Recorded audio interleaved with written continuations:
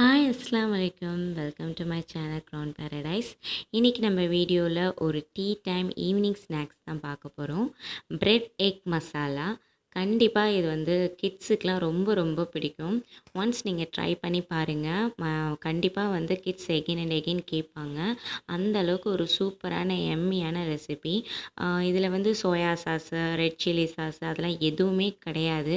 Preservative ஐட்டமே இதில் எதுவுமே இல்லாமல் ஒரு சூப்பரான ரெசிபி தான் நம்ம இந்த வீடியோவில் பார்க்க போகிறோம். வாங்க பார்க்கலாம்.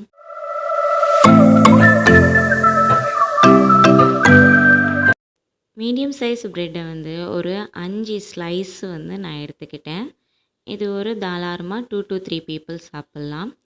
இந்த மாதிரி நான் ஸ்கொயர் ஷேப்பில் நான் கட் பண்ணிக்கிட்டேன்.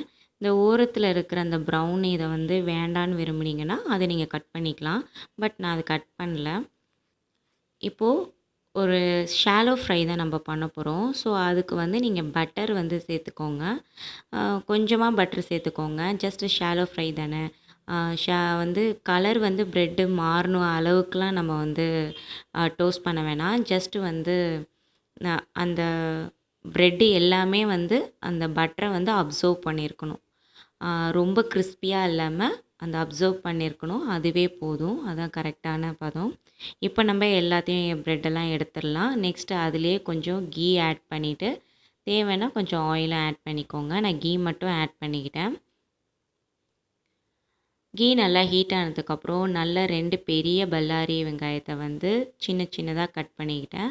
காரத்துக்கு தகுந்த மாதிரி நான் வந்து ஒரு பெரிய பச்சை மிளகாய் எடுத்துக்கிட்டேன். இப்போது வந்து வெங்காயம் வந்து ரொம்ப வதங்கணும்லாம் அவசியம் இல்லை. ஸோ வெங்காயம் வதங்கிறதுக்காக கொஞ்சோண்டு உப்பு சேர்த்துக்கிட்டேன். ப்ரெட்டு வந்து எப்படியும் கொஞ்சம் லைட்டாக ஸ்வீட்டாக தான் இருக்கும். ஸோ அதனால் வந்து பிரச்சனை இல்லை, சாப்பிடும்போது நல்லாயிருக்கும்.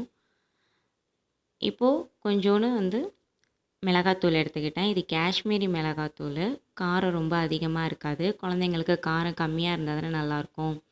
அதனால் கம்மியாக சேர்த்துக்கோங்க.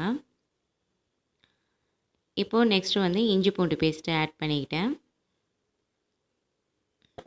இஞ்சி பூண்டு பேஸ்ட்டு ஆட் பண்ணதுக்கப்புறம் நல்லா ஒரு ஃபைனாக சாப் பண்ண ஒரு தக்காளி எடுத்துக்கிட்டேன். இப்போ எல்லாத்தையும் நல்லா வதக்கிக்கலாம். தக்காளி வந்து நல்லா மசியணும்னு அவசியம் இல்லை. சும்மா ஜஸ்ட் அது வந்து பச்சை வாசனை போனாவே போதும். இப்போ லைட்டாக மஞ்சத்தூள் ஆட் பண்ணிக்கிட்டேன். நான் எந்த ஃபுட் கலரும் ஆட் பண்ணலை. இப்போது நடுவில் இந்த மாதிரி கொஞ்சோண்டு இடம் விட்டு அதில் கொஞ்சம் எண்ணெய் ஊற்றிட்டு நான் ஒரு முட்டை ஆட் பண்ணிக்கிட்டேன். அது மேலே கொஞ்சம் கரம் மசாலா இல்லைன்னா கறி மசாலா. நான் வந்து கறி மசாலா எடுத்துக்கிட்டேன். இப்போ முட்டை லைட்டாக வெந்ததுக்கப்புறம் தான் நம்ம வந்து அதை வந்து கலச்சி விடணும். அப்போ தான் நல்லாயிருக்கும். இல்லைன்னா ஒரு மாதிரியா கொல கொலன்ட்டு போயிடும். இப்போ எக்கு ஃபுல்லாக ஸ்க்ராம்பிள் ஆனதுக்கப்புறம் நம்ம வந்து கருவேப்பிலை சேர்த்துக்கலாம். கருவேப்பிலை சேர்த்துட்டு எகெயின் கொஞ்சம் வதக்கிக்கலாம். அடி பிடிச்சிடாமல் பார்த்துக்கணும். நல்லா வதக்கிட்டு இப்போது 2 டீஸ்பூன் அளவு கார்ன்ஃப்ளவர் மாவு வந்து இந்த மாதிரி தண்ணி ஊற்றி நல்லா டைல்யூட் பண்ணிட்டு ஆட் பண்ணிக்கலாம். கொஞ்சம் திக்னஸ்க்காக தான். மசாலா கொஞ்சம் திக்னஸாக இருக்கணும் அப்படிங்கிறதுக்காக.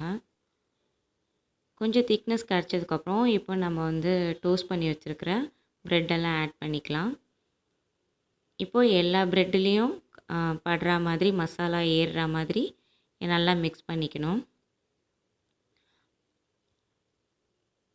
இதில் வந்து நம்ம குழந்தைங்களுக்கு கொடுக்கறதுனால இந்த சோயா சாஸு, சில்லி சாஸு அதெல்லாம் வந்து நான் ஆட் பண்ணலை. இல்லை சோயா சாஸு அந்த மாதிரி நீங்கள் ஆட் பண்ணுறா இருந்தாலும் ஆட் பண்ணிக்கலாம். பட் வந்து இது குழந்தைங்க விரும்பி சாப்பிட்றதுனால நான் அதெல்லாம் வந்து அவாய்ட் பண்ணிட்டேன். அவ்வளோதான். சூப்பரான எம்மியான பிரெட் மசாலா ரெடி. இப்போது இதில் நம்ம சாப்பிட்றதுக்கு முன்னாடி லைட்டாக எலுமிச்சம்பழம் பிழிஞ்சு சாப்பிட்டா இன்னும் சூப்பராக இருக்கும். கார்னிஷிங்காக மல்லி ஆட் பண்ணியிருக்கேன். நம்ம சேனலில் ஃபர்ஸ்ட் டைம் பார்க்குறாந்தா மறக்காமல் சப்ஸ்கிரைப் பண்ணிவிடுங்க. பிடிச்சிருந்தால் லைக் பண்ணுங்கள். தேங்க்ஸ் ஃபார் வாட்சிங்.